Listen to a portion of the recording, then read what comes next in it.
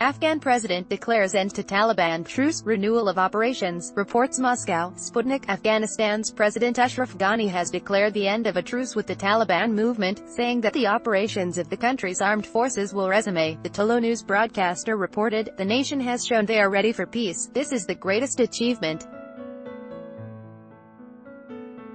The ceasefire was a controlled experiment. The government is ready whenever the Taliban wants a ceasefire."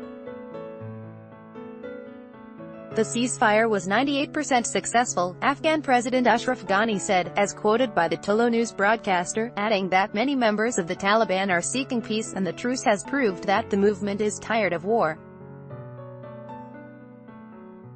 Many members of the Taliban are seeking peace and the truce has proved that the movement is tired of war, the president added.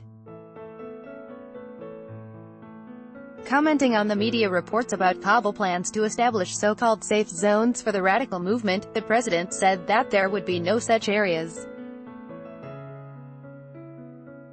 Safe areas for the Taliban is not in the government's plan. There will be one government with a single flag, but Taliban women should have the right to go to a hospital, Ghani said, as quoted by the broadcaster.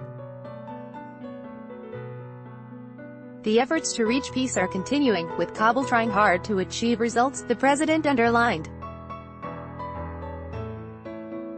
Read more. Later in the day, the Tolo news broadcaster reported that at least 12 militants of the Taliban radical movement were killed and 18 more were injured in an airstrike conducted by the Afghan Air Force in the country's northwestern Badghis province.